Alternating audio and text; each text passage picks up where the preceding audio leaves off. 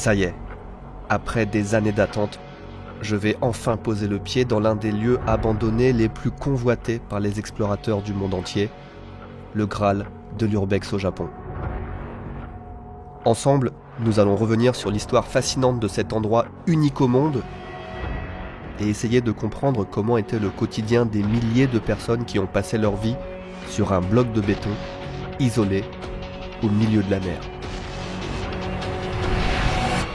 Bienvenue sur l'île fantôme de Gunkanjima.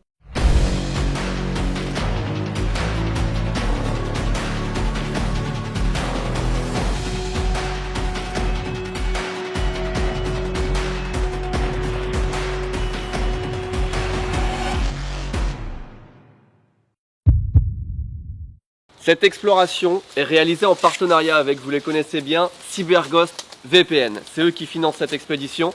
Merci beaucoup. CyberGhost VPN, qu'est-ce que c'est ? Petite voix off pour vous expliquer. CyberGhost est un VPN qui vous permet de rester anonyme sur Internet et de contourner la géolocalisation. Comprenez par là qu'il vous permet d'accéder au contenu bloqué dans votre pays. Si vous vivez dans une dictature, ça vous permet de lire la presse libre, et si vous avez plus de chance, ça vous permet quand même de profiter des catalogues de streaming de presque tous les pays du monde entier. CyberGhost a des serveurs dans plus de 90 pays, dont bien sûr les États-Unis et le Japon, qui ont une politique sur la chronologie des médias bien différente de celle de la France. Vous avez aussi accès aux serveurs belges, ce qui vous permet de profiter des événements sportifs qui passent en clair dans le pays, comme la Formule 1. Je vous mets bien sûr un lien en description pour découvrir tous les avantages du service qui vous donne 4 mois d'abonnement gratuit et aussi 84% de réduction, ça fait 1,94 € par mois. Dans tous mes déplacements, que ce soit pour protéger mes données ou pour débloquer du contenu géolocalisé, j'ai toujours CyberGhost VPN. Merci à eux de sponsoriser cette vidéo encore une fois. Gunkanjima. L'île de Gunkanjima, officiellement connue sous le nom de Hashima, est une île minière située au sud du Japon, à 15 km au large de la ville de Nagasaki, et exploitée par l'entreprise Mitsubishi. C'est la première mine de charbon du Japon, ouverte en 1890 et fermée en 1974. À peine 3 mois après la fermeture de la mine, l'île est totalement désertée et laissée à l'abandon. Durant des dizaines d'années, personne ou presque n'y reviendra.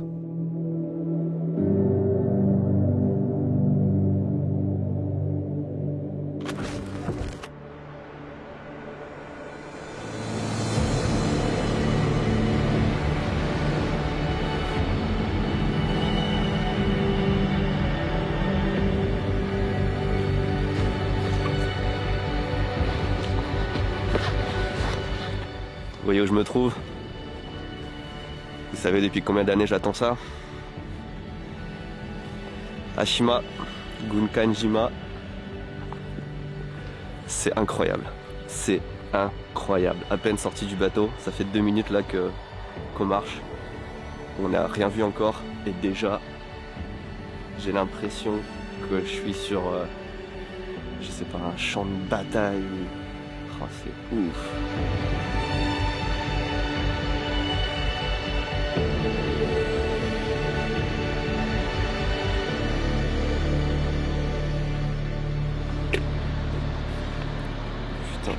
Relou le casque, relou.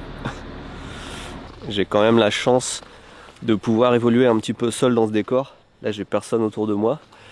Et quand on se retrouve seul ici, je vous assure qu'avec le silence, juste le bruit de la mer et de ses pas, l'atmosphère est incroyable. Vraiment, j'ai l'habitude de faire des urbex et de voir des lieux incroyables.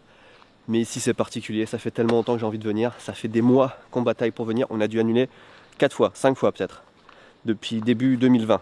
Donc ça fait 1 an qu'on est là-dessus, sur ce projet. Il y a eu le Covid, il y a eu le mauvais temps, il y a eu des vagues, il y a eu plein de trucs. Ça c'est l'école derrière moi. C'est un des bâtiments les plus imposants et les plus beaux. C'est incroyable. J'ai obtenu des autorisations spéciales pour explorer l'île durant une journée entière. J'ai aussi mis la main sur des photos exclusives qui n'ont jamais été publiées sur Internet. Et par-dessus tout, je serai accompagné par Sugiyama-san, qui est né et a grandi sur Gunkanjima. Il retourne sur place pour la première fois depuis son départ, en 1974. 私、杉山康弘は1953年、昭和28年にこの端島で生まれました。その時はとても今でも思い出すんですけど、ここの小学校に入りまして、中学3年までこの校舎で過ごしてまいりました。で、高校に行くとこの島から離れ長崎市内の方へ下宿をしながら高校に通いました。そして最終的には私が20歳の頃にこの島が閉山になってみんな外に旅立っていきました。それ以来ここに来たのが48年ぶり、もう68になりますが、48年ぶりにこの島に来ていい機会を与えてもらって、今はとても懐かしく思い出深く感じております。それから私の父と母はそれで職を持っておりました。父は、三菱工業の総務の方で勤めておりました。母は羽島病院の看護師として勤めてまいりました。で、私もここに誕生して羽島に誕生して、幼稚園からずっと育ってきましたが、幼稚園の頃は皆同じ顔が仲間がいっぱいいて楽しかったです。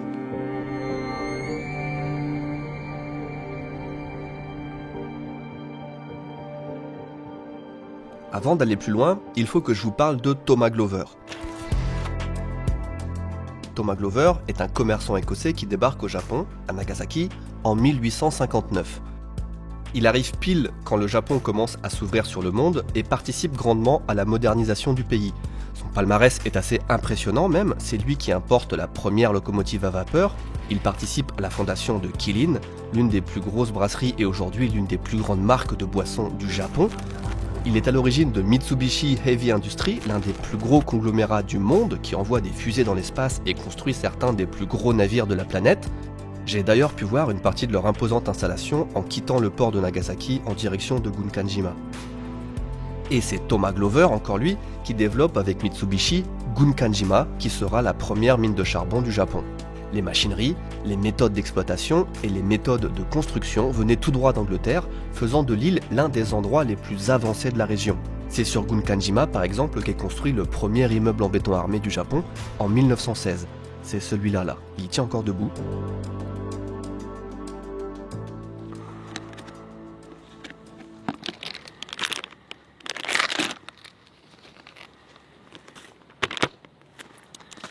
Mes toilettes pour la journée.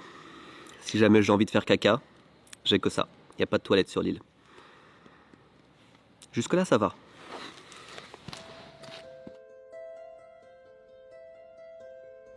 Ici, c'est le小学校ですね。1階から4階までが小学生、5階と7階が中学生、6階が講堂になってました。で、正面に見える建物がここは羽島病院ですね。うちの母はここで看護師として勤めておりました。ここはテニスコートでしたね。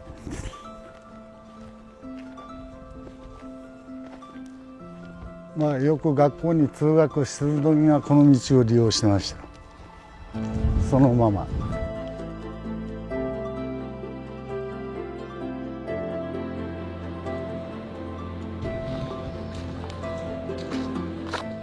Alors on est là pour la journée, on a accosté ce matin à 9 h et on repart quand on veut finalement parce que c'est nous qui décidons, donc jusqu'à, je pense, assez tard, un petit peu avant la tombée de la nuit.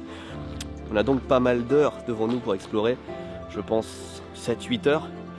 Et dès qu'on arrive entre les immeubles, c'est tout de suite vachement plus sombre. Incroyable.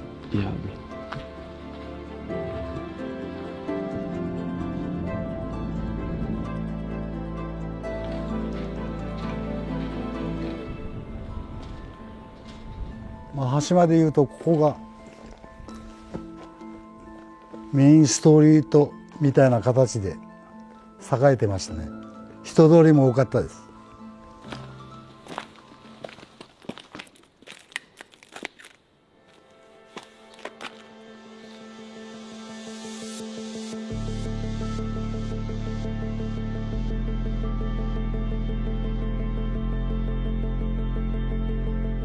でただいま今アパートの間にある公園が見えてきましたね。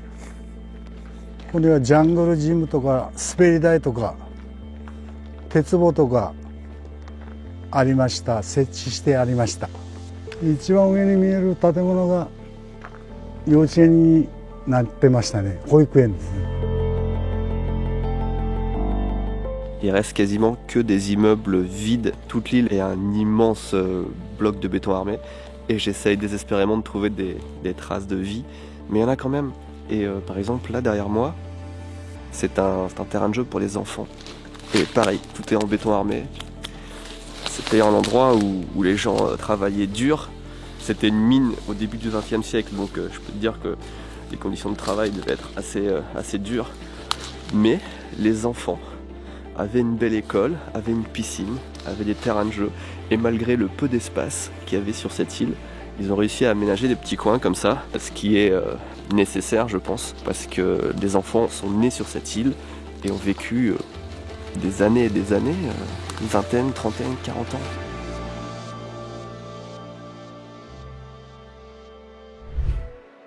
Un bloc de béton qui a la forme d'un navire de guerre. C'est la façon la plus efficace de décrire Gunkanjima aujourd'hui. Lorsqu'elle était habitée, en revanche, on aurait pu comparer l'île à une fourmilière, un endroit plein de vie, aussi bien en dessous qu'au-dessus de la surface. Longue de 480 mètres et large de 160 mètres, l'île a accueilli au plus fort de sa croissance, dans les années 50, jusqu'à 5300 habitants. La densité de la population y était alors de 84 000 habitants au kilomètre carré, et même jusqu'à 139 000 habitants au kilomètre carré si on regarde uniquement le quartier résidentiel. C'était à l'époque l'endroit le plus densément peuplé du monde. C'était autant un lieu de travail qu'un lieu de vie, aménagé pour les mineurs mais aussi pour leurs familles, hôpitaux, commerces, temples, bains publics, rien ne manquait. Même une piscine et un cinéma ont été construits et évidemment un pachinko. Malgré la taille de l'île, les conditions de vie n'étaient pas si mauvaises et la liaison vers la ville de Nagasaki était assurée plusieurs fois par jour par toute une flotte de bateaux. Le plus grand espace public, et de loin, c'était l'école qui accueillait les centaines d'enfants vivant ici, mais pas que. La cour servait de terrain de sport, de place publique pour organiser les rassemblements et les festivals, et bien d'autres. C'est ici que la plupart des souvenirs de Sugiyama-san ont été créés.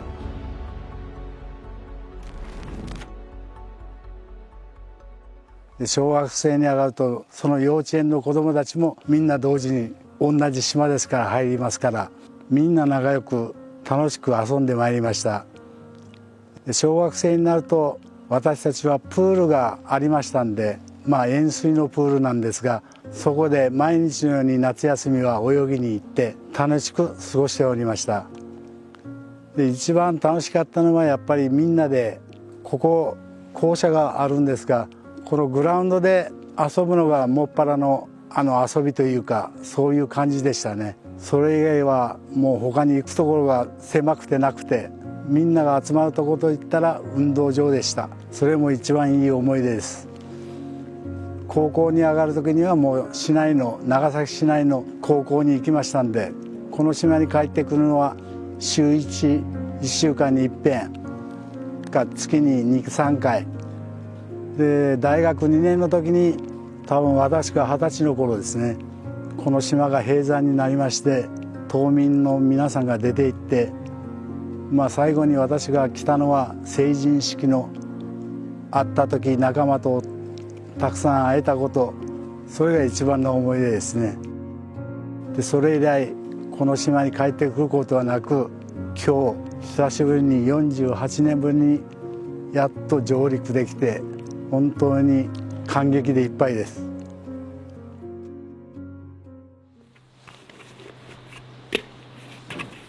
Putain de casque là, con.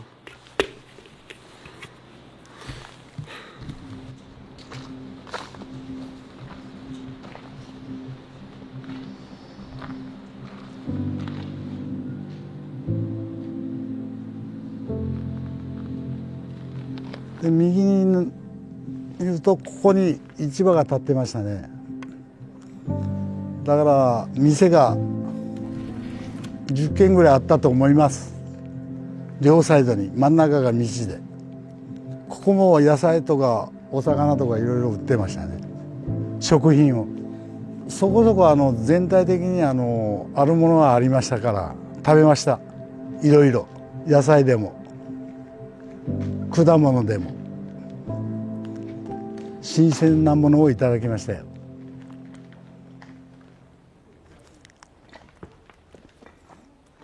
Tous les immeubles se ressemblent, tous les endroits se ressemblent. Si j'avais pas un guide avec moi, ce serait impossible de savoir où était quoi, à quoi servaient les bâtiments, les endroits. Ici, c'était un marché et on reconnaît pas du tout. Il y a à peine des fondations par terre et on reconnaît un peu quels sont les immeubles parce que l'école, par exemple, est très très grande. La piscine, c'est un trou dans le sol, mais c'est un peu tout. Après, tout se ressemble, quoi. Tout se ressemble. Ils n'ont pas fait dans l'originalité, Enfin, il y a un certain design, il y a une certaine architecture, mais le but premier, c'était pas de faire des trucs jolis, c'était de faire des immeubles fonctionnels, hein, évidemment. 今右に見えてるのが地下に入る公衆浴場ですね。風呂屋さんです。無料で入ってました。地下に降りていきます。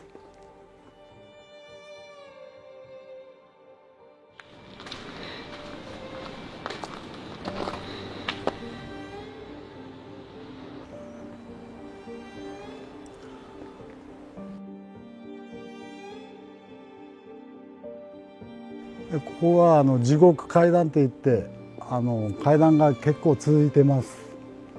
でここを抜ければあちこちに行けましたね。神社まで登っていくこともできましたし、学校の方面にも行くこともできましたし、上まで行くと結構息が切れて大変なんですよ。階段ずっと続いているから。だからそういうふうに言われたと思います。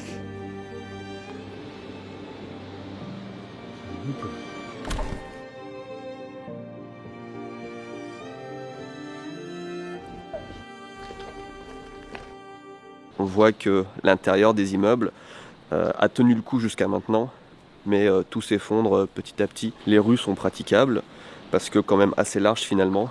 Il n'y a même plus d'anciens appartements à voir. C'est même pas une histoire de est-ce qu'il reste des affaires, est-ce qu'il reste des choses de l'époque dans les immeubles. Il n'y a plus de sol en fait. Tout est complètement, il n'y a plus de murs, il n'y a plus de sol, à part peut-être certains endroits. C'est vide à l'intérieur. C'est complètement vide. Oh le bruit! Écoutez le bruit des vagues qui s'écrasent.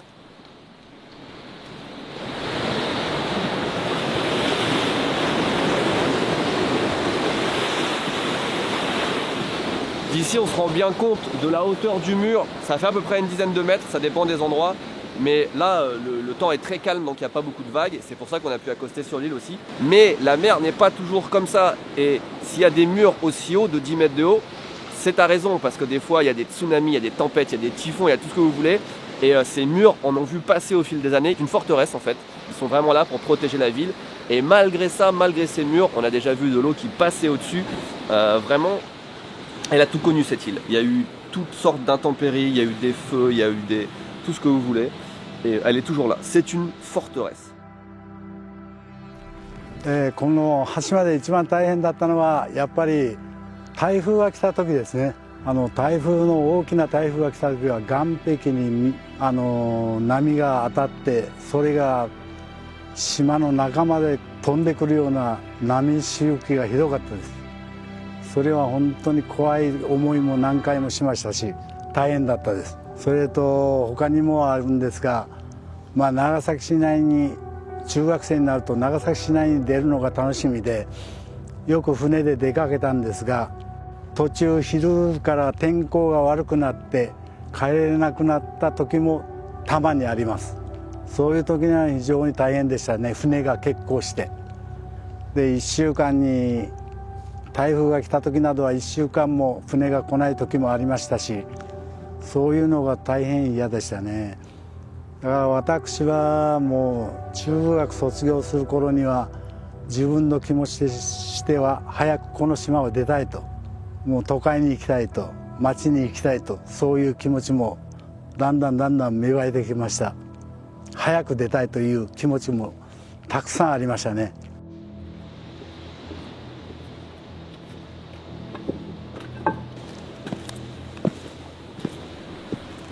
doit faire très attention là où on met les pieds parce que c'est des trous, c'est de l'eau.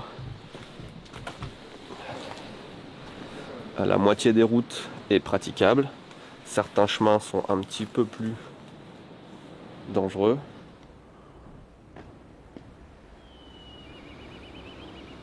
ここの2階になります。ちょうどここに見えてる2階の橋が私たちの住んでたところです。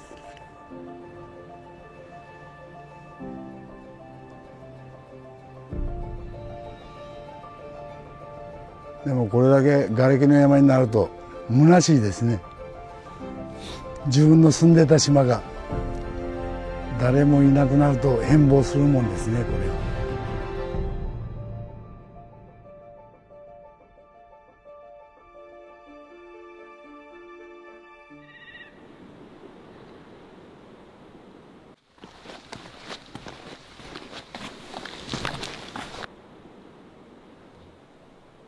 Je suis sur la partie industrielle de l'île, on va dire. C'est largement celui qui a le plus morflé parce qu'on voit même plus quelle était la forme des immeubles. Il reste quelques piliers par là. Derrière moi, il y a un bout de mur carrément de 10 mètres qui est tombé. Alors, mauvais jeu de mots parce qu'il y a la bombe nucléaire qui est tombée à Nagasaki juste à 5 minutes d'ici. Mais on dirait vraiment qu'il y a une bombe nucléaire qui a explosé ici. On est sur une île minière, mais c'est intéressant de savoir que la mine en elle-même n'est pas là, elle est sous nos pieds et elle s'étend en fait partout dans la mer. Elle relie même des îles à côté, enfin au moins une île. Et ce qui est intéressant de savoir, c'est qu'en fait ici, les gens habitaient et en fait ils travaillaient en quelque sorte ici, mais ils travaillaient surtout à 1 kilomètre sous mes pieds. On n'a pas encore parlé de la mine elle-même, car depuis la surface, elle est totalement invisible. Comme on l'avait vu sur Ikeshima, l'île sert uniquement de porte d'entrée à la mine.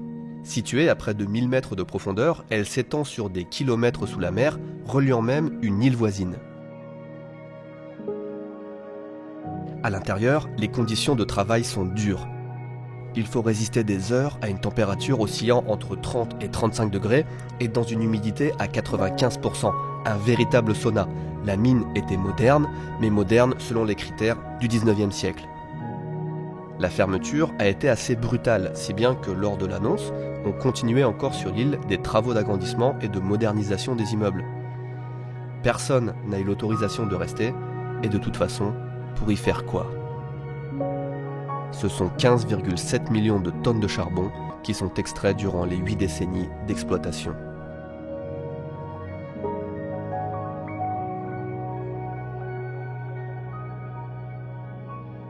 On arrive sur la fin de la journée et le problème avec ce genre de lieu, c'est qu'on n'en a jamais assez. Là, le soleil vient de se lever, on a eu un temps gris toute la journée, ce qui marche bien avec ce genre d'ambiance, le ciel gris. Mais là, il y a le soleil qui se lève et on redécouvre l'île, tous les immeubles, d'un œil nouveau en fait, et j'ai envie de tout refilmer. Regardez-moi ça. Bon, là c'est nul, mais...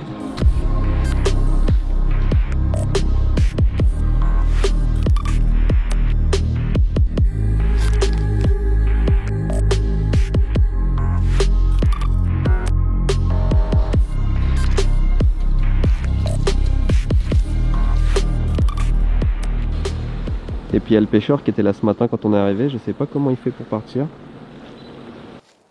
皆さん今日はお付き合いありがとうございました。この島に来て非常に感激したし、喜びも湧いてきました。皆さんそれではさようなら。 Gunkanjima, ça n'est pas simplement une île abandonnée, ce n'est pas seulement la première mine de charbon. Pour le Japon, c'est le symbole d'une véritable révolution. C'est le point de départ qui lancera une énorme révolution industrielle qui fera du pays la puissance qu'il est aujourd'hui. À ce titre, Gunkanjima est inscrit au patrimoine mondial depuis 2015 et la préfecture de Nagasaki engage des efforts pour préserver l'endroit et permettre aux visiteurs de découvrir ce morceau de l'histoire tellement spécial.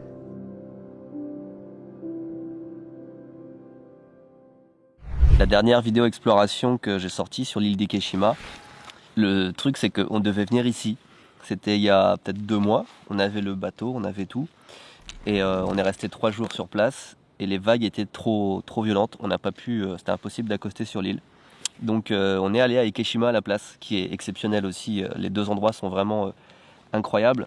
Encore une fois, je me sens un petit peu privilégié de faire ce métier. Il me reste 20 minutes avant le départ du bateau. Je vais éteindre la caméra et je vais profiter. Ça va être 20 minutes qui vont être pour moi. Je vais juste me balader et enregistrer avec mes yeux. Un petit peu égoïstement, désolé, mais j'ai envie de profiter de cette occasion pour vraiment voilà, juste regarder. Très très longue conclusion, j'en ai conscience. Mais des fois c'est bien de se poser et de juste parler. Ça fait chier par contre toute la journée là.